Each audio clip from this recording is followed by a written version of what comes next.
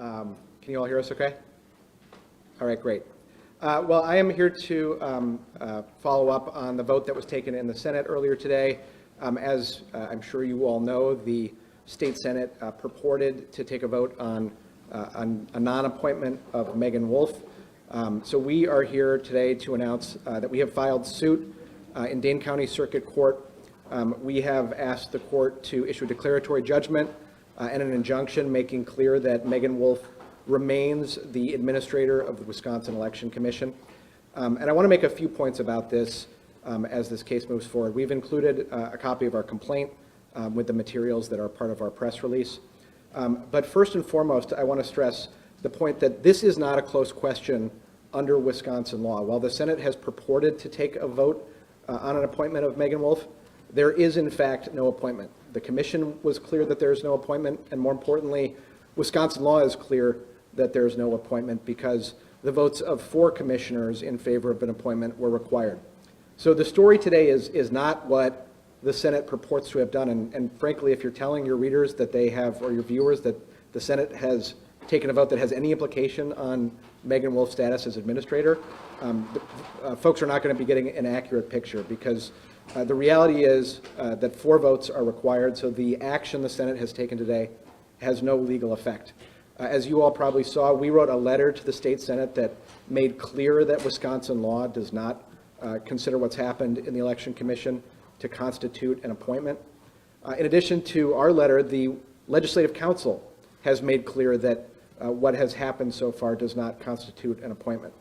Attached to our complaint are 2 exhibits. One is a letter we recently received from Senator Lemahue. I encourage you to take a look at that, and what you will see is that they don't even purport in that letter to argue why there would be an appointment under Wisconsin law. They make other arguments, but they don't argue that there was an appointment because of what WEC has done. In addition, we included a State Journal article that quotes from an email Senator Lemahue sent in which he had told supporters previously that WEC would not have, or that the Senate would not have authority to act unless WEC had a majority vote in favor of an appointment. So the story today is not what the Senate purports to have happened. The story is that the state Senate has blatantly ignored Wisconsin law in order to put its stamp of approval on baseless attacks on elections in Wisconsin. The reality is that we have free, fair, and successful elections in Wisconsin. They have been reviewed more carefully than in probably any other state in the country. Following the 2020 presidential election, we had recounts of our 2 largest counties. We had lawsuits. There has been a review. The Assembly hired Michael Gableman based on the big lie and baseless allegations a couple of years ago. That resulted in what I called at the time a fake investigation, but that provided no additional indications that our elections are flawed. And now the Senate has taken up the banner. At the hearing regarding the Meagan Wolfe recently, we heard from some of the same folks, including Michael Gableman himself, who were repeating baseless attacks. And now the Senate has put its stamp of approval on that, and again, blatantly ignored Wisconsin law in the process. It is critical for election officials and for voters in Wisconsin to know who is the administrator of the Election Commission. And the point I want to stress, and we are going to court to confirm, is that there is really no doubt about who that is. It's Meagan Wolfe. She remains on as the election administrator. I'm confident that we are going to continue to have the fair administration of elections in Wisconsin. And I hope that now, years into this process, legislators, instead of continuing to double down on the big lie and on baseless attacks on our elections, instead change course and stand up to support democracy.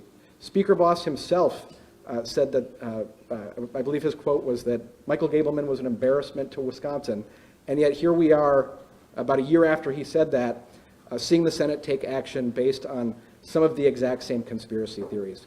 We need to put an end to that. It is time for our legislators and everybody in state government to be focused on work that can help the people of the state of Wisconsin and to stop these attacks on our elections. So with that, I am happy to open it up for questions. So is she getting paid as the administrator right now? Like, how does this work? Like, you're going to need an order the next hour, I guess. So, like, who's in charge right now? Well, the law is very clear that Meagan Wolfe remains the administrator of the Election Commission. If Patrick had told me that he vetoed legislation, that would have no bearing on whether that legislation could become law or not. Likewise, the Senate's action today, where they claim to have voted on an appointment that was not before them, has no legal effect whatsoever. So she remains the administrator. The court, I'm very confident, will confirm that. But once we get that confirmation, hopefully that will end any uncertainty about this. With things taking sometimes a long time in our legal system, are there concerns that this can stretch out well into 2024? I'm very confident that this will move quickly. The statute is very clear. What we need to do is have a judge take a look at it, explain what's there. And again, we have not seen any legal argument to the contrary that has been offered. I encourage you all to take a look at the letter we received from Senator Lemieux, which is consistent. It doesn't argue that there is an appointment before the Senate right now. Are you preparing for whether her access to be restricted or anything to prohibit her from doing her job in this interim? Have you had any indication that's underway or happening? I can't imagine why that would happen. We've been clear that she continues in her position. The governor authorized this lawsuit. I know that his view is the same on this issue. So it's my expectation that she will continue to go about her job. What the Senate is doing, though, is trying to create exactly the same kind of confusion that these questions are getting at. That's the story here. They have acted outside the scope of the law and are causing uncertainty that is totally unwarranted. Attorney General, can I get your reaction to the announcement today from Montana that they will go forward with abortions in the state of Wisconsin? Yeah, over the last year and a few months now, access to safe and legal abortion has been unavailable to women across the state of Wisconsin in our state because of the uncertainty about where Wisconsin law stands. That has impacted countless lives of people in Wisconsin who have, in some cases, faced incredibly difficult decisions without access to the full scope of health care. That is an unacceptable situation. It's vital that women in Wisconsin are able to make fundamental reproductive health care decisions. That's why we filed suit just days after the U.S. Supreme Court overturned Roe v. Wade. Now, since that's happened, we have gotten some rulings from the circuit court that's handling the case, as you probably saw in the motion to dismiss. The court, in resolving that, among other things, found that there is, in fact, no 1849 abortion ban in Wisconsin, that the law applies to feticide. We have consistently taken the position throughout this process that that 1849 law does not broadly criminalize abortion in Wisconsin and can't be enforced in cases involving voluntary abortions. But the litigation continues. We are in the process of briefing our request for a final judgment in the circuit court. The responses are due very soon, and then we'll file a reply. I'm hopeful we'll have a final decision from the circuit court before too long. But the litigation process will continue because it's critical that we have no uncertainty about this issue whatsoever, and that patients, doctors, and all others in Wisconsin know exactly what their rights are. But does this complicate things, having somebody move forward before the judges have decided? This, in any litigation, there are always facts that are changing on the ground, and people are making decisions as things go on. So this shouldn't impact the way that our litigation unfolds. We're going to continue moving forward as quickly as we can to try to get a final judgment. And it's my expectation, again, that we will get a final ruling in the next few months. Meagan Wolfe, you said quickly. I mean, are you hoping hours, days, weeks, months? What's your definition of quickly? Yeah, the definition for attorneys for quickly can sometimes be different than the standard dictionary definition. I hope that we will get a ruling, before too long. We filed the complaint today. Obviously, the vote just took place in the Senate today. I expect that there will be, there will be further filings in the case before long. And it's my hope that a court will see the importance of resolving this and rule quickly, because what I don't want to have is clerks around the state of Wisconsin unsure about whether the advice that they're getting or the information they're getting is advice that they can rely on because it's coming from the administrator. That's part of the reason I want to make clear that, in my view, this is not a close legal question, and that Meagan Wolfe remains the administrator. But having a court judgment confirming that, I think, will resolve any doubt whatsoever. Assembly Republicans have talked about possibly impeaching Lieutenant Proteste. Would Are you worried at all that they could do that and that it could disrupt or affect the outcomes of the abortion case and the Meagan Wolfe case when it gets to the Supreme Court? Yeah, well, first, certainly there's no question that an impeachment could impact all sorts of cases. I mean, among other things, it could potentially create a six-justice court, which would make it more likely that tie votes would occur. How that will impact particular cases, depends on the specifics of any case. It's certainly my hope that we won't see the Assembly Republicans move forward with that. The Speaker, I think, has been flailing in the last week. We've seen them move towards impeachment, back off impeachment, again, move somewhat towards impeachment, and bring on board a new, I guess he's putting together a panel of Supreme Court justices. So we'll see what comes of that. But it's part and parcel of the same issue I was talking about, which is a multi-pronged attack on the basics of our democracy, whether it's going after our election administrators, going after somebody who just came into office. And, any potential impeachment is also very baseless under Wisconsin law. The Constitution is clear that there are very specific circumstances in which impeachment can happen. There's corrupt conduct, which historically meant bribery, and then there is misdemeanors and other crimes. And there's no allegation of any of those sorts of things here. So I'm hopeful that whether it's Supreme Court justices advising the Speaker or common sense, that we will see an effort to move away from this attack on the results of an election that happened just earlier this year.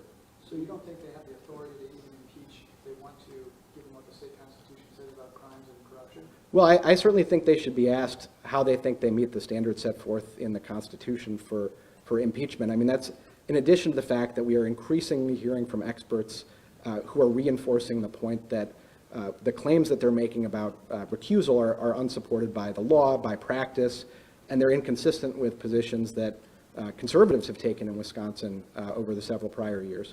Might you consider legal action if they do impeach based on what we know so far? What I can say is that I am confident that if there is an impeachment, there will be litigation in some form. Who is involved in that, who files a suit, is hard to say, but it's hard to imagine that there wouldn't be some form of litigation if that happens. Again, I'm hopeful we will avoid that and instead can get back to the work that our government is supposed to be doing, which is working to solve problems for the people of the state of Wisconsin. Have you provided guidance to the Department of Administration on making sure Meagan Wolfe still has access to the building, is still okay, still has email access, all those sorts of things? We don't generally comment on any attorney-client privileges we would have with anybody. What I can say is that I don't have any reason to expect that there would be any action taken that would interfere with Meagan Wolfe's ability to do her job by anybody in the executive branch in state government. I don't expect we'll see that, and if we were to see that, that would be problematic because it's clear to me that she remains in her position. Josh, you think a judicial code for folks that should hear these cases, the comments you made and the donations from? Yeah, I'm not going to offer a legal opinion, but what I can say is that, I've been following the news as you all have. We saw that the Judicial Commission rejected the complaints that were filed against her. We've also had a number of people weigh in about what is permissible speech during a campaign, about how those standards apply. And consistently what we have heard from people weighing in on this is that, that this is not something that in any way would warrant impeachment, regardless of what decision she makes on the recusal issue. Do you anticipate this lawsuit to be resolved before the commission needs to finalize ballots for the first election in 2024 in February? My expectation is that whatever judge we end up in front of will move with this case quickly. Election cases do often move faster than other cases because of the time sensitivity. It's part of the reason that the Senate's action today was so reckless. In addition to ignoring the law, we are soon going to be heading into the process of getting ballots out for the upcoming elections. Again, I want to stress that in my view, there really is no uncertainty here, but having a court judgment that confirms that Meagan Wolfe remains as administrator, I think will help resolve any doubt that anybody might have.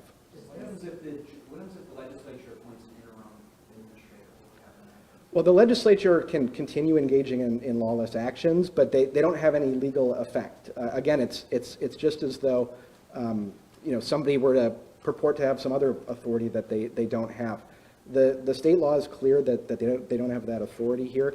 If the Election Commission appoints a new administrator, that's the Election Commission's decision. But we have a Senate right now that is acting outside the scope of the law. When we're talking about these attacks on our democracy, this is an extreme act that we are seeing from the state Senate. Again, their own lawyers, legislative counsel, made clear that they don't have this authority.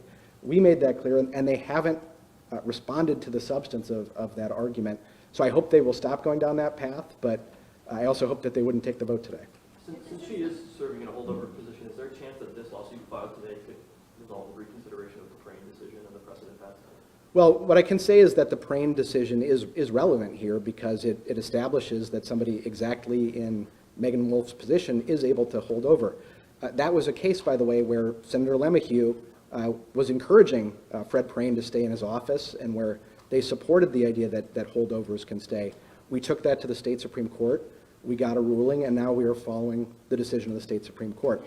You know, whatever the law is, you can't change your approach to it once the positions change, and that's one of the troubles with what we're seeing from the Senate. We got a Supreme Court ruling. We've got to follow it. If this is not resolved by the next election, does it open the door for potential litigation from a candidate to dispute the election outcome if there's this dispute over who's actually signing? Yeah, so first I do expect that this will be resolved well before the next election happens. I think it's important that it is resolved quickly. The longer this waits, the more it can call any action that the commission takes into question. Now, again, I don't think those actions are going to be successfully called into question because I'm confident that Meagan Wolfe remains as administrator. But the point that this could lead to additional litigation, additional uncertainty is correct. And so the quicker we get confirmation that Meagan Wolfe remains as administrator, the better. Have there been any talks about repercussions for lawmakers who you say are acting lawlessly? So what we are focused on right now is clarifying the law with respect to Meagan Wolfe. I hope we get a court judgment that resolves that. I would imagine that our senators would follow a court judgment at the very least. But it is important that we have clarity on this issue because ensuring that our administrator of our election commission is able to keep doing her job is key. The one other thing I want to add, and I mentioned this before, but I want to emphasize it, the attacks that we have seen on Administrator Wolfe are themselves baseless.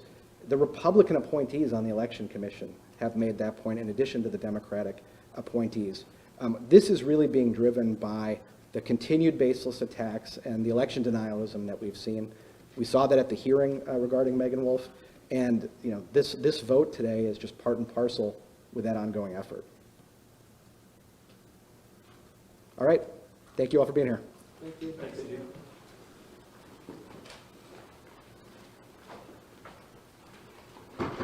Get ready for an improved news experience. The all-new Channel 3000 news app is here. Tailored for your news the way you want it with a customizable home page. Stay informed effortlessly. Swipe through articles without returning to the home screen. And no more waiting. The new app loads faster than ever, ensuring you get news updates instantly. Download the all-new Channel 3000 news app today. Your gateway to news your way. Powered by News 3 Now.